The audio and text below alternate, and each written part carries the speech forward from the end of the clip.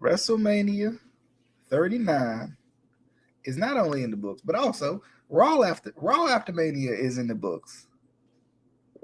But I don't know. Some was a little different. It was a little off. Like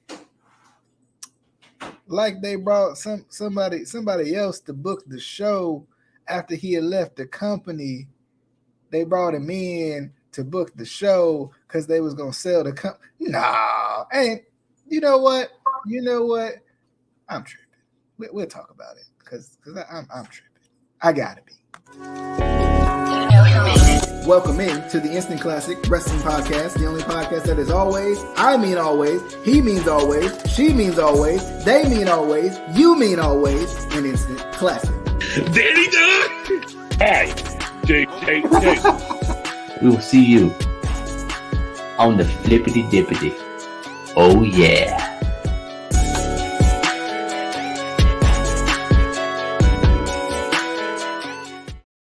I'm sure you know what's funny about that. Speaking of, while we're getting into this show here, the funny thing about that intro, just off topic. I hate it. Yeah. Well, it'll change soon. But the funny part about that intro is, I think that flippity dippity clip is from the last flippity dippity clip that I took for the intro before, like way back when. I'm pretty sure. But anyway, what is going on? Good people. Back at it again, WrestleMania review. And I mean, I guess we could talk about the Raw after Mania too. Not that there's much to talk about, but anywho. I didn't watch it, so Okay, well, I will fill you in. All right. And that's the show. Because nothing happened. It was probably, and let's just start with that while we're on it. It was probably the most uneventful Raw after Mania there ever was. But anyway, first things first, DJ here, Casey there for our audio audience who is probably like, who the heck talking and who the heck other guy talking? It's DJ and it's Casey. You know, that's what it is. But I mean, first off, Raw after Mania. Let's just start with that. Nothing came of it. Nothing. There was like, usually Raw after Mania is one of the best, not only weekly shows, period, but Raw shows, especially throughout the year. You know, I think everybody's excited about Raw after Mania. They're excited to see like what's going to happen, what new debuts are going to come out of it. You know, especially even with the announcement that WWE and UFC had merged or whatever. You know, they could have done a whole lot of things. They could have pulled some strings that we haven't seen in a very, very long time, and nothing happened. Literally, like, Roman came out and they did a promo. They set up a tag match between it was Roman and Solo Sikoa, and they're still teasing the dissension between Roman and the Usos now. And they were gonna go, and Brock Lesnar came out because it had to be, basically Paul Heyman set the stage that it had to be somebody who can't challenge for the title. So, I mean, that could have been anybody, but I guess they stuck with the storyline of it and went with Lesnar because he already lost to Reigns way back when, and he couldn't challenge for the title again.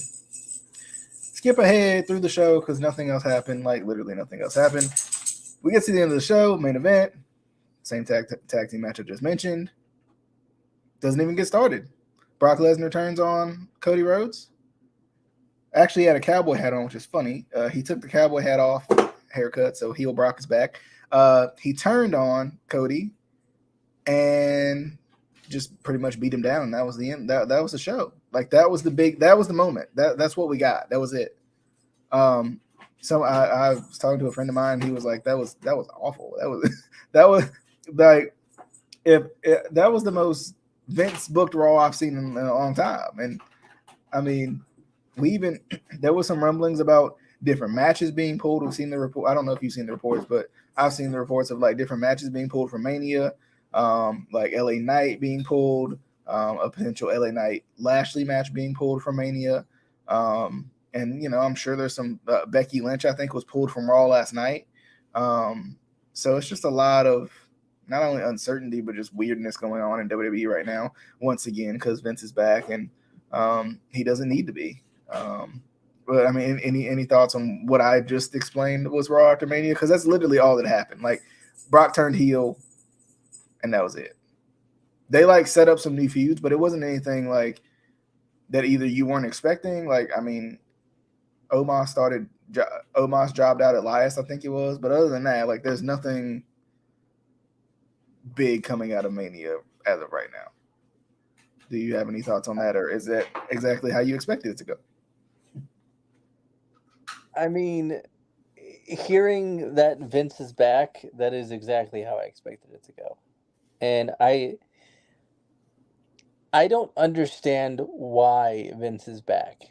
Especially like if they're going to do a sale or a merger with UFC, which I think that'll be a separate video we could talk about just in general because there's a lot to unpack there, I feel like. But why does it doesn't make sense to me that he comes back. I guess Triple H, from what I've heard, is still the head of creative, but Vince has the final say in everything. I don't understand why he's coming back in that capacity if you're just going to sell the company anyway. Yeah. It doesn't make sense to me. Like you could still be like, obviously involved in the sale because it's your company, but why it just doesn't make sense to me that he's back in that capacity. Yeah. Because it's going. Are you trying to tank the ratings right before a sale? That doesn't make any sense. But it felt very Vince McMahon knows ratings, pal. Like that's what it felt like to me. Right. It felt like, oh, let's put Brock over because he's Brock and Brock and UFC and those connections or something. Even looking at the night before, my personal opinion is I felt like Roman winning was very like, oh wow, that was surprising. I could understand why you would extend it out because then you can play up the whole, Cody can't win the big one, your dad couldn't win the big one, you can build up the cheap heat if you want to or whatever, and then you can build up off of it. But at the same time, like I came into Mania, I mean, we talked about it on the preview. I came into Mania thinking this is the perfect time for Cody to win, right? I tried to be optimistic after the fact that it didn't happen. And I mean, I do like Roman. I've enjoyed his reign, but at the same time, I'm sitting here thinking, like, did they do that because, as of right now, to let's just say the casual portion of the audience, Roman Reigns is the bigger star, and you're simply just selling the UFC? It brings me back to that time where Vince was booking, and it was very much so like Vince's style of booking, like when after Vince was past his prime, like after Vince knew what he felt like he knew what he was doing, and he was this evil genius, like and could before and really I don't know. Sometimes I feel like was Vince ever truly a good booker, or did he have a good staff in place that was able to say, Vince, I don't really like that. We should try this. Because that's the other thing too. Like it just feels very like it feels like they're trying to push for the casual fans, the people who, oddly enough, would be UFC fans who might trickle down to WWE to see what's up. But like, I don't know. I'm still gonna be I'm gonna die on the heel of cater to the people who are gonna be there, whether it's good or whether it's bad, and the casual fans are gonna come. Because the amount of casual fans that WWE gained from booking NXT and the way that they booked it back when it was the original black and gold, I think is a testament to how good not only wrestling can be, but also like you can gain fans through the art of wrestling too. What do you think? I think Mania was the time to put the title on Cody. Plain and simple. I think on one hand I get it.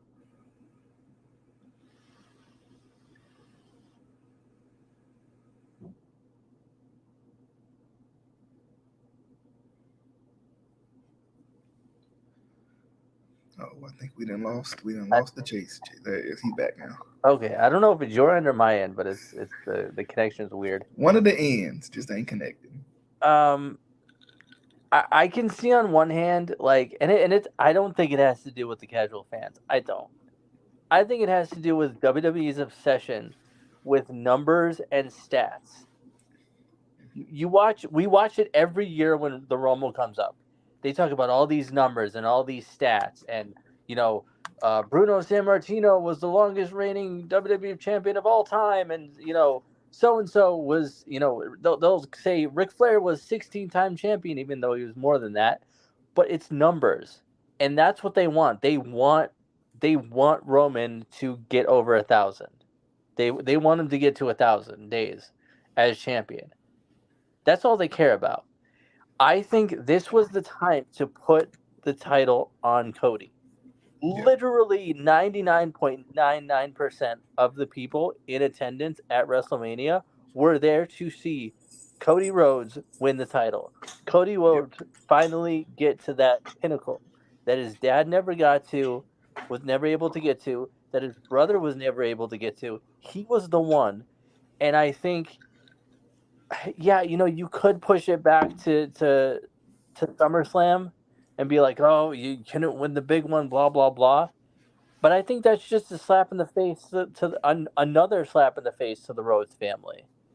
They've been slapped in the face so many times by WWE and just had to take it and had to make it. I said it to Adam when we were talking about it. Had to make chicken salad out of chicken shit, like with Dusty and the polka dots. It was to try to humiliate him. What did he do? He made it work. Gold Dust. What did he do? He made it work. Cody, when he was had to be Stardust, he hated it, but he made it work. Um, and yes, you could push it back to SummerSlam, and if you do that, I would make some BS storyline like, SummerSlam was always so special to my dad, blah blah blah. I couldn't get the big one at Mania, but I'm gonna do it for my dad at his favorite pay-per-view or whatever, SummerSlam. You could do that, but still, it's still and I love SummerSlam. Some of my favorite matches of all time were from SummerSlam, but at the end of the day, it's still second best. Yeah. It's still the B pay-per-view. It's not the pinnacle. It's not the showcase of the Immortals, where I still believe Cody Rhodes should have won the title. Yeah. And my other, so like I said, I looked at both sides. I would have been content with either. I definitely thought Cody was going to win, but I'm okay with getting more than one unpredictable match out of it. I guess this is the best way I can put it. I'm cool with this feud continuing as opposed to Cody winning the first match and then nothing comes of it afterwards. But I think at the same time, kind of like you said, like WrestleMania was a good time to do it because, let's be honest, right? How many, how much does that put Cody Rhodes over, regardless of if you know him or not, right? Number one is your biggest stage. You got a bunch of casual fans watching just because it's WrestleMania. Number two, right? Cody Rhodes is a star. I think we all see that. I think we all see that. I think other people see it. I think casual fans see it. Some people say he's a little small, but I mean, that's kind of the nature of wrestling today anyway. They're smaller than what people, what the 80s and 90s were looking for anyway. One thing I will add, and you brought up that for the casual fans, I think more so for WrestleMania, you need to cater to the live audience. Yeah. How many, I forgot how the number that they said, how many thousand people were there. Those aren't the casual fans, though. Casual fans aren't going to pay $300-$400 to go to WrestleMania. They're going to watch it on Peacock, of course, because they pay what, $8.99 a month for Peacock, and it's on there. They don't have to pay anything extra, so of course they're going to watch it on Peacock. but you cater to the fans that are there that are paying those big money tickets. Mm-hmm. All of them wanted to see Cody. Yeah. So Yeah, I could agree with that, and I feel like too, like, you know, it's as big of a moment as any, and even from a logic standpoint, like, I mean, if I'm just watching the show and they're like, Roman's been champion for 900 days, like that's a number one, it's a long time. Number two, like what, like how, you know, he's been in what the last 5 or 6 main events of WrestleMania, right? Like under different, you know, different characters, some better than others, but he's been there, he's done that. And for Cody to beat Roman at Mania after Roman's biggest run he's had, that would have been huge. You know, that would have been huge because then it's like, dang, he beat this guy with this long reign. He beat this guy by hook or by crook with all the you know, with the Usos coming in and, you know, the rest of the bloodline coming in, and it's not like they don't have stories for Roman after he loses the title. This whole bloodline thing is a whole story, you know, how you break them up after he loses the title. Does Heyman turn on him? That's a whole you know, there's plenty of other stories they could go with outside of Roman being the champion. But, you know, let's jump into the show. I don't know. Do you want to go match by match? How do you feel? let's just do it. Let's go match by match. Let's go match by match. All right. So starting out night one, we had a 2-hour pre-show, which I didn't watch. I was just throwing it out I there. didn't watch So either. now, and basically for those of you, because we've been doing this podcast for so long, we've been through what, 5 hour, 6 hour, one night manias. We've been through 2 night manias. We've been through COVID manias. We've been through manias with pre-shows with matches on them. We've been through all the eras. We've been through pre-shows with title matches on them for WrestleMania that shouldn't have had title matches because they should We be on the main card. and yeah, and speaking of, we've been through manias where the Intercontinental Championships or U.S. titles were not defended in night one. And that's the kind of thing about it too. Like I'm glad they do 2 nights now because they can fit everybody on the darn card instead of trying to fit everybody in 5 hours, which is still possible because it's such a long show. But anyway, we started out with Austin Theory defending the U.S. title against John Cena. I was a little surprised they started the show like this, but at the same time, I wasn't. You know, kind of people were waiting to see, you know, John Cena and how he was going to look in this match, and but I think it was exciting to see Austin Theory go over. You know, I think he needed it. I think he gets better and better the more and more he works. I like that he's the U.S. champion. You know, I know I am Mr. Put the title on him before he's ready, but I like that he is the U.S. champion because I think number one, it lets him build the prestige of the U.S. championship, but also like it builds him up to, you know, it's a double-edged type thing where I think both benefit. You get a young guy who looks like he belongs, but also you allow him to grow into what you want him to be too. But I mean, I thought it was pretty good. Casey, what do you think about the opening contest? I thought it was good. I think you know, it's kind of I thought of it as a passing of the torch, sort of, and maybe not fully passing the torch, but I think the feud with John Cena, you know, and let's be honest, Austin Theory is going to be that if they keep him and they book him right, and I say that because Vince is back and we don't know what Vince is going to do. Although I think Theory was one of his boys, so I don't think there'll be any issues with that. But I think he could easily be the next kind of face of WWE. He definitely has the charisma, he has the character, he has the in ring skill. Um, he can make you love him. He can make you hate. He can make you hate him. Um, and you know, Cena didn't need to win this match. Cena, you know, this wouldn't have done anything for Cena if he won. He doesn't need the title. You know, it only would have hurt Austin Theory. So I think it was a well booked match, and I've enjoyed the feud from what I've seen. So. Okay.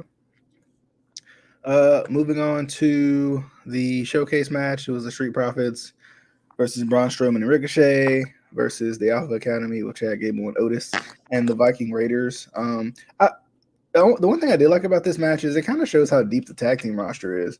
There's still some really good tag teams. I think we get a lot of course, New Day and the Usos, but also the Street Profits. But I think sometimes we forget about some of these other teams. I know Ricochet and Braun are kind of thrown together, but I think they have potential of being a good team. With that kind of yin and yang type team with the high flyer and the big powerhouse guy. It's kind of old school type team. And then with Gable and Otis, I think there's potential there too, but I think they're about to break them up, unfortunately, with Otis being in the maximum male models, kind of teasing that. I don't know if they'll go with it, but we'll see. And then, of course, the Viking Raiders. But I mean, I think all these teams had a good showing. Honestly, I think this match was really good and probably underrated and better than I even expected, because I was not looking forward to this match just because it was like one of those matches they threw on the card just to have, for lack of a better term, a showcase match. Casey, what did you think? I thought this match was fantastic. Me and Adam were, sending each other voice messages all throughout Mania night one, and we were having so much fun with this match, and we were talking about how like we weren't looking forward to it, but it was one of those matches, if you just sit back and enjoy it and stop like picking apart every little thing, it was fun. And if other members of the podcast had replied to us while we were watching the show, that would have been great too. Like DJ. Okay, for the record, night one I was working. I did watch the show, but I was working. Oh, okay. But no, I love this match. This was a genuinely fun match to watch. This is a match that I would go back and I would watch again, just for the fun of it. I am in support of breaking up Gable and Otis, because we need old school Otis back. We need old school. We're gonna get old school Otis in the maximum male models. Okay, if they actually do that, that's gonna be so much better than Gable and Otis. Oh, it's that. I mean, but Shoosh is the best part of Raw. Like, No, come it's on. not. It's terrible. It is the worst part of Raw. Shoosh, It is please. almost as bad as. No, I'm not gonna say that because you'll get mad. Who was your favorite member of this match? Your boy. My favorite. Hold on. Let me see. You talking about my boy Angelo with the two headbands? The curse of greatness. Wait a minute. He's the worst. He's the best. He's the worst. You're a hater. You're a hater. You want the smoke. That's what that is. The only good thing he did was that tackle on the outside. What? He's great. Anyway, Logan Paul, trash. Seth. I wish they would quit calling him this. Freaking Rollins. I wish they didn't have it as his official name. Like, just make it a nickname and shut up. This was good. I didn't like the Logan Paul sponsorship thing. I thought it was stupid. But I mean, it made for a good spot through the table with KSI being out there or whatever. I don't know KSI like that because I don't follow Logan Paul like that, but it was still kind of cool. It was cool to see the little. I mean, it was gimmicky and weird, but it was funny. The table spot was funny with it, but Seth won, which I'm glad, because I feel like Seth's been kind of on a losing streak lately, and I think he needed a win to kind of get himself back going. And I mean, we'll see how it goes, and we'll see where they go with this. Because I mean, the one thing about a Logan Paul match at Mania is like it's not like it's gonna lead to anything. It's just a Logan Paul match at Mania. To say you had Logan Paul at Mania, that's pretty much how that goes. But anywho, not bad at all though. Really not bad at all. I don't know if you're still there. I'm here. Okay. What were your thoughts on Seth Rollins versus Logan Paul? I'm very sad that apparently, from what I'm hearing, that was Logan Paul's last appearance in WWE. which is complete bull. They need to sign him. That's immediately surprising though. Like right now. that's kind of surprising. I I mean, don't. albeit like I don't know, not that they don't have the money to do it, but I don't know how much a contract with him would be. But I mean, that's kind of weird though. Especially, I don't know, the UFC, the merger thing just makes me think of the crossovers type stuff too that they'll try to do with it. And I mean, I don't know, just I didn't realize that though. Wow. That's what I heard. I don't know if it's true, but that's what I heard.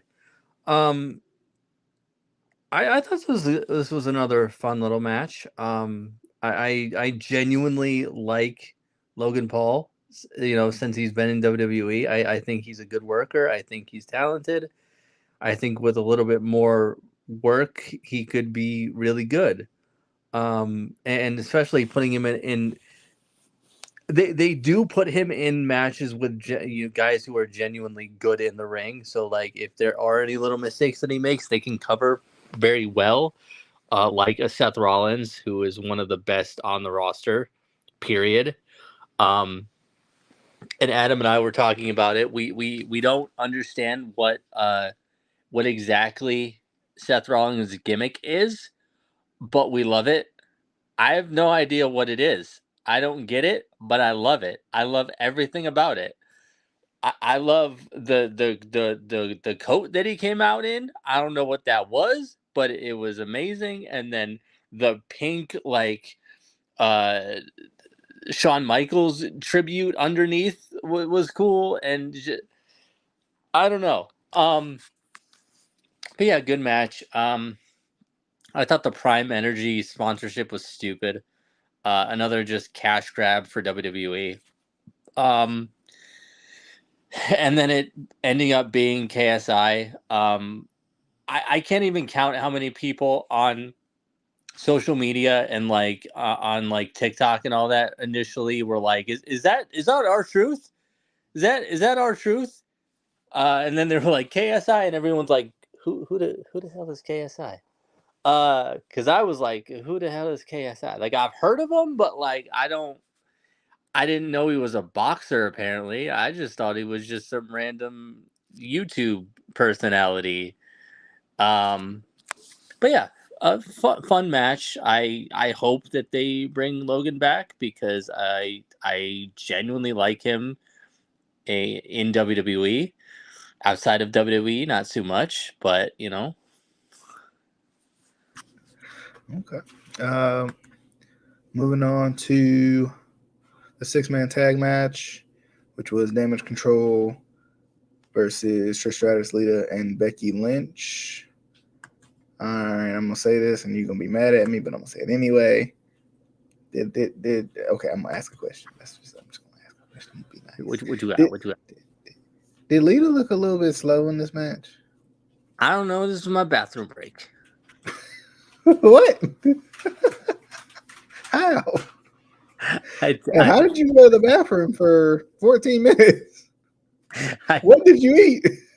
I did not care about this match at all. I'm sorry. I'm so tired. Like I love Lita. I love Trish. I do.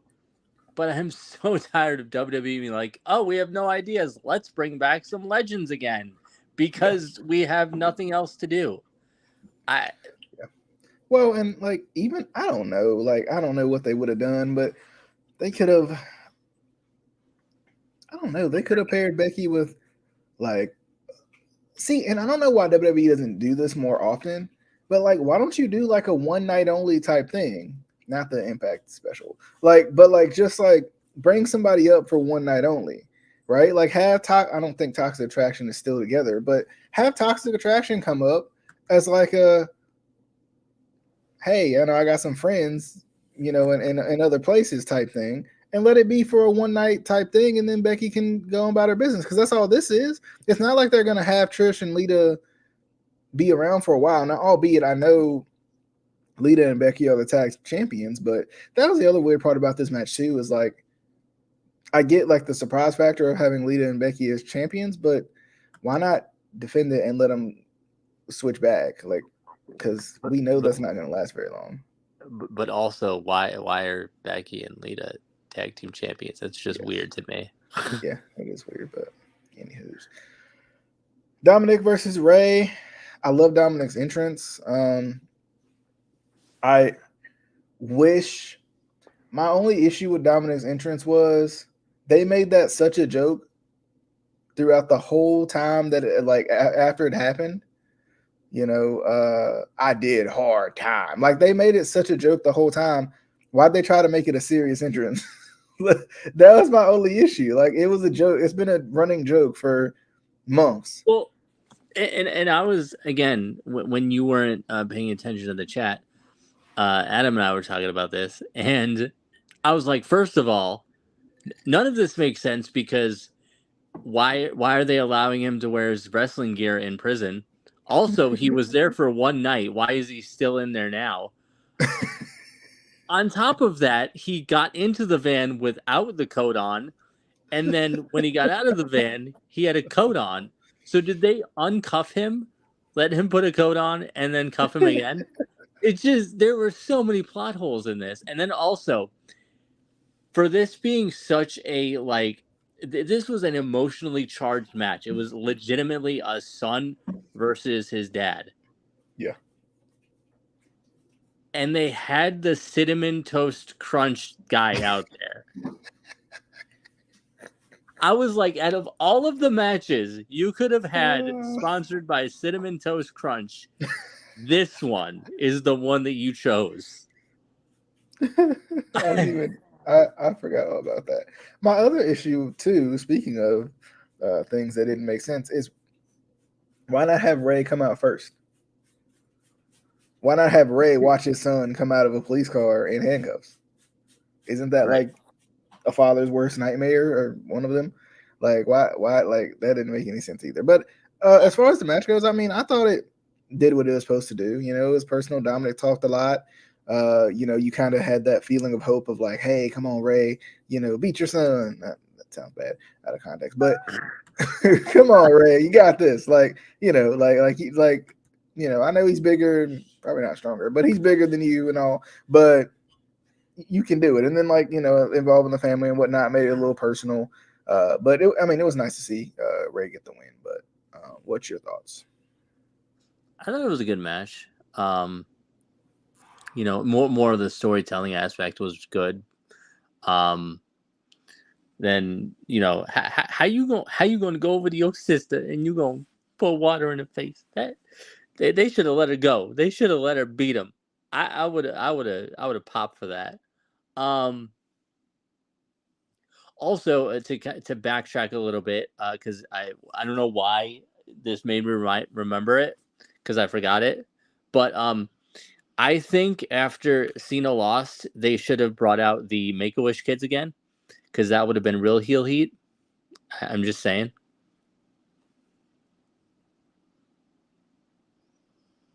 I was hoping for the DJ Beal reaction to that. I guess I'm not gonna get the DJ Beal reaction to that.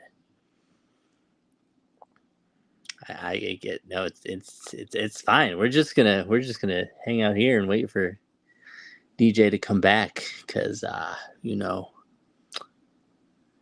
Yeah. All right, There he is. There he is. You missed my whole thing, didn't you? I did. Sorry. Can you say it in 4 times speed? Okay. So what did you hear? I got up as soon as you started talking. It wasn't my fault. It wasn't my fault. It was. Wasn't my anyway, fault. I was saying it was a good match. I think they should have let Ray's daughter beat up Dominic, because that would have been great. I don't like they held her back.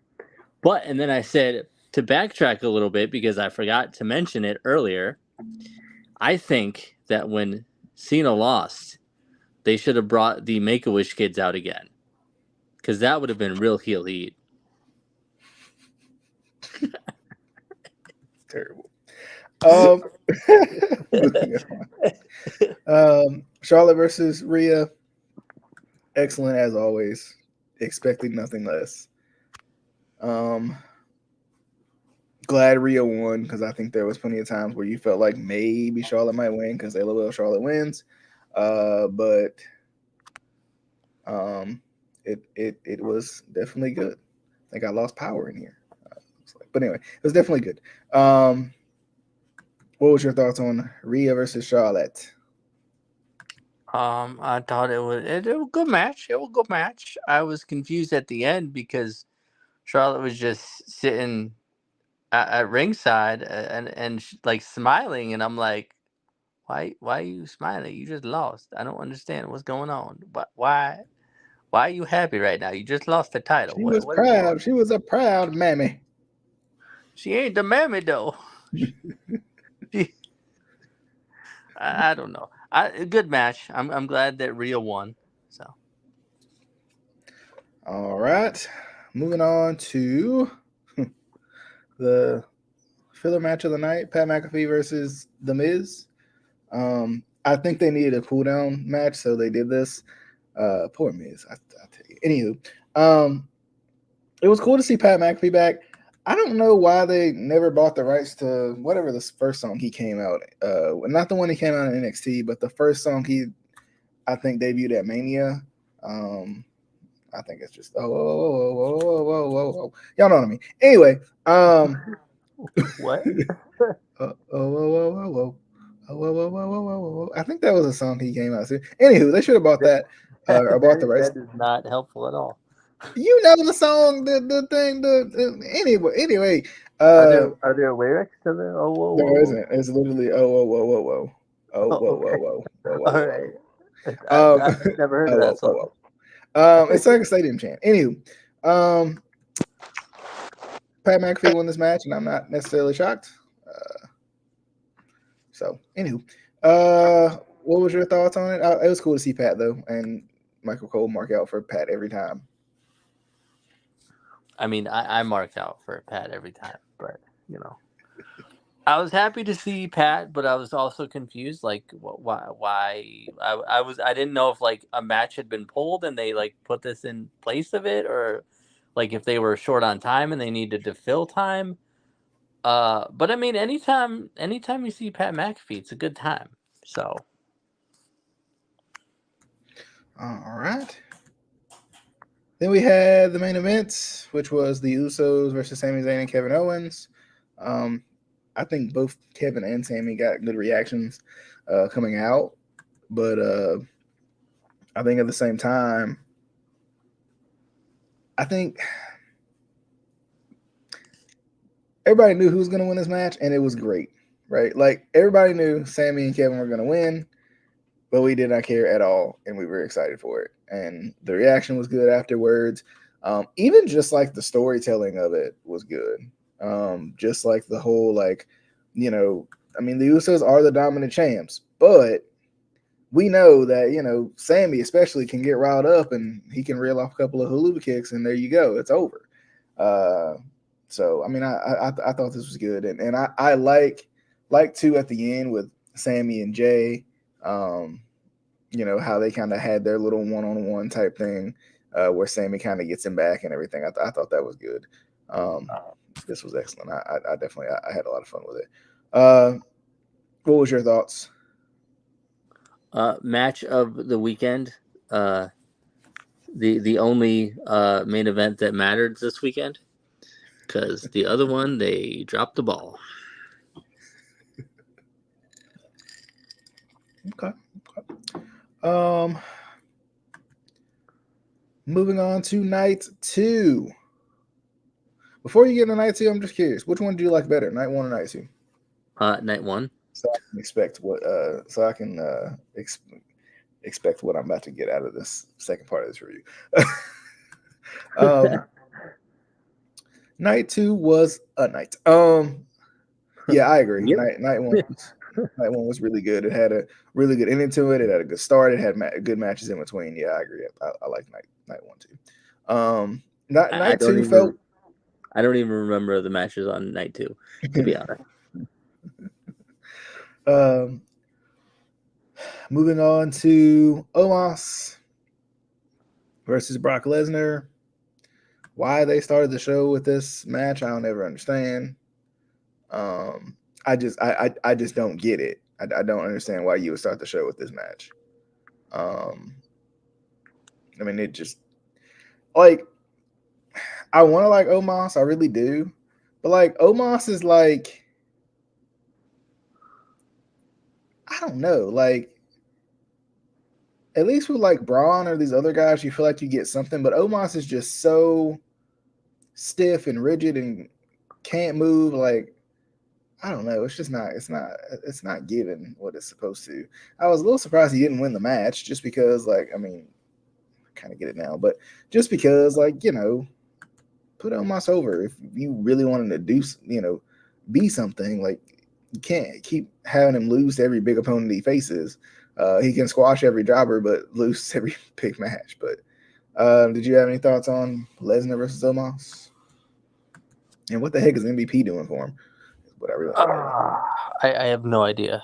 And This should have been Lashley Lesnar. We all know. Yep, pretty much. Should have been Lashley Lesnar. So sad. Anywho, would have been far better. Yep. The women's showcase match: Ronda Rousey and Shayna Baszler, Liv Morgan and Raquel Rodriguez, Natalya and Shotzi, and Chelsea Green and Sonya Deville. These teams felt a little bit more like thrown together. Like Chelsea Green and Sonya Deville, like what?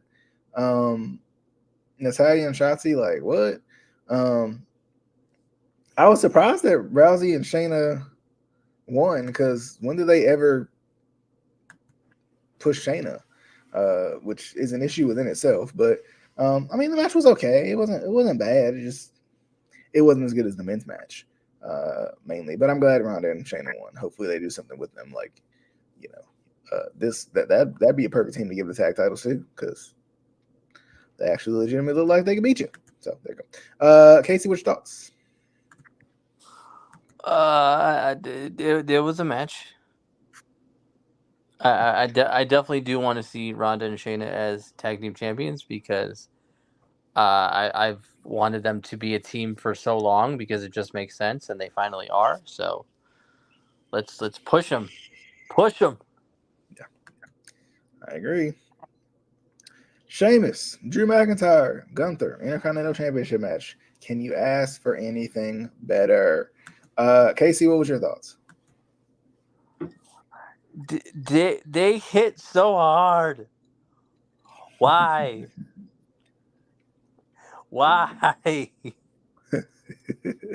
This match hurt to watch, and I couldn't stop. Give us more of this. Just big old dudes beating the hell out of each other. Do it. Thank you. That's it. That's all. Okay. And I wanted Gunther to win, so I was happy. I was happy. Okay. Yeah, for me, I thought this was excellent. This is a very stiff match, like no botching, I just really felt like I feel like these guys just fit together very well. Like they, we saw with the Gunther Sheamus match how physical and good that type of match could be, and then adding Drew in just added, just kind of ramped it up a little bit. And it was good because, of course, Sheamus and Drew are legitimate threats to the Intercontinental Championship. They've both been world champions before, and for Gunther to beat them, in the way that he does, I think, lends his hand to him, becoming world champion sometime in the near future too. Honestly, well, Gunther's a heel though, isn't he? They're not gonna pull the trigger on. But anyway, I mean, Gunther might be a good guy to take the title off of Cody when he finally wins it. Like not the night after, like months and maybe a year and a half after or something. Would be nice. But yeah, this was good. Asuka, Belair.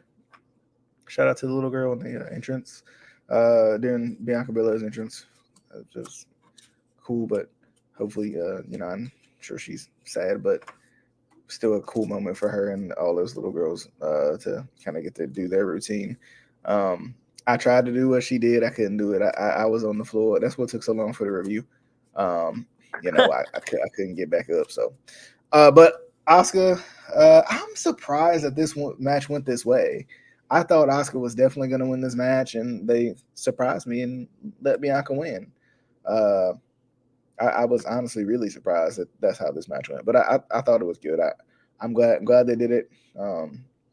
Cool to see Bianca retain, but I was a little surprised. Casey, what do you think?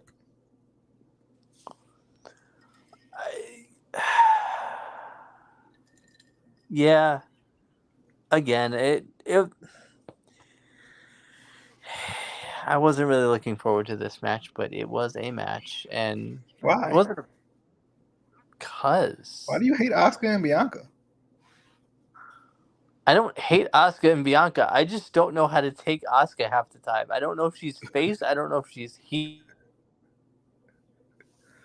I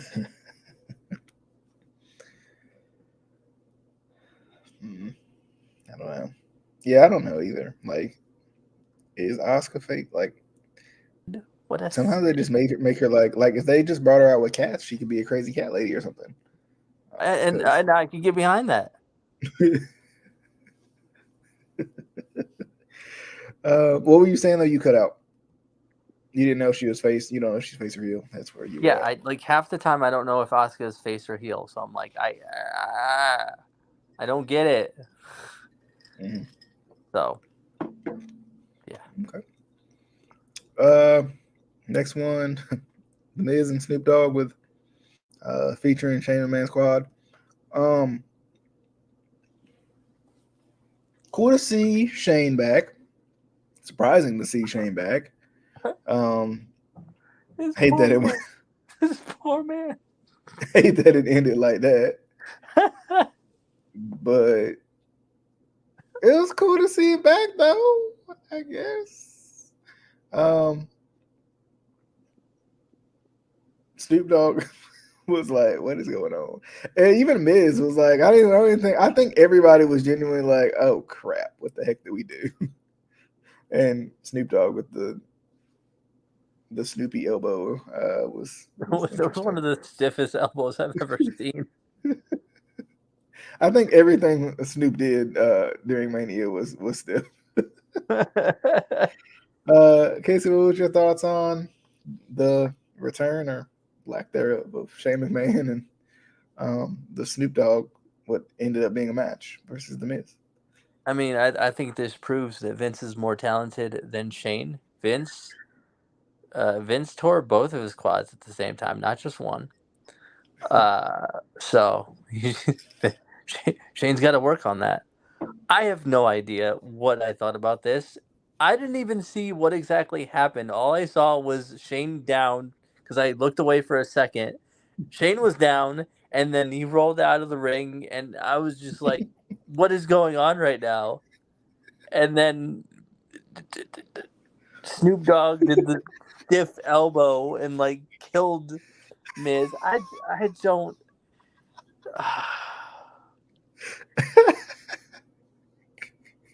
Just Oh goodness! it was a dumpster fire. Speaking of the Demon Finn Balor versus Edge. Well, given the previous circumstances of the previous match, this match happened in daylight. Don't think it was supposed to. Finn's entrance looked dumb. Edge's entrance looked okay. Yeah. The tables were purple. The kendo sticks were purple and red. But the cage, though, it was just silver. So, yeah, this was just underwhelming. I don't know what it is about the cell matches nowadays, but it's like they try too hard, but they did crazier stuff before. And Finn got split open, which was ridiculous. Just gash, if you can even call it that. And I think the match ended maybe a little earlier. I mean, it was 18 minutes. They probably didn't want to go too much longer, but just like, I mean, he fought through it, so shout out to him for that. But I mean, I don't know. Don't know. Just don't. Just don't know. Just don't know. Um, it just wasn't as good as I thought it was going to be. I was kind of surprised. Wish it was a night. I'll throw it out there. They could have literally done anything to push it back a couple more minutes so it could be nighttime. But anyway, Casey, what was your thoughts? No, you pretty much got it. Could have booked LA Knight and Lashley to push it back some. Yep. Instead of having Lashley walk out on the stage and just raise his hand and walk away. But yeah. Yep. Finn's entrance looks stupid. Looks so dumb. Yeah, it wasn't bad, but it just being darker. It would have looked so much better and had better ambiance to it, and just I don't know. And I was really excited about this match too. I felt like it kind of fell flat a little bit. Yeah. Moving on to the main event. Roman Reigns versus Cody Rhodes for the undisputed WWE Universal Championship. Match was good. I thought the match was good. It had interference, which I expected. It was nice to see at the end with it looked like at some points that Cody was just gonna beat, just straight up beat Roman without anything really happening. But I think we expected the interference from the Usos, but it was nice to see like Sami and Kevin after they won the titles kind of, even the score a little bit. And then somehow Reigns won the match. And I was like, wait, what? Huh? I was literally in shock because I definitely thought that Cody was going to win. Maybe they push it to SummerSlam. Who knows? Guess we'll see. Casey, what was your thoughts on the main event of the evening? Everyone knew that Cody was going to win. Everyone. Every single person in that arena, or that stadium, I should say, knew and wanted him to win. And then he didn't. And it makes no sense. Stop trying to make this make sense and say it's going to push back to SummerSlam. Stop. Stupid. Just, literally 99.9% of those people wanted Cody to win. Why? Don't know. Just because you want, we want him to get to 1,000 days. For what? For what? As it is, no one's pretty much going to beat that record. Yeah. Unless you have another huge star that you want to push again. Yeah. It was dumb. Alrighty. Well, that'll do it for the review of WrestleMania 39. A true tale of two nights. Any final thoughts, Casey, before we sign off from the good people? We will see y'all on the flippity dippity. Oh yeah. You don't even say that no more. Well, I'm bringing it back. I'm bringing it back. As always, real quick, you can watch or listen to the Instant Classic Wrestling Podcast, the only podcast that is always, and I mean always, an instant classic on Spotify, Apple Podcasts, Spotify for podcasters, Google Podcasts, I think we're on too. So your favorite platforms, all your favorites. You can watch on Facebook, YouTube, and also live on Twitter tonight. So always fun. But as always, we see you guys on the next one. On the flippity dippity. Oh yeah. Next time.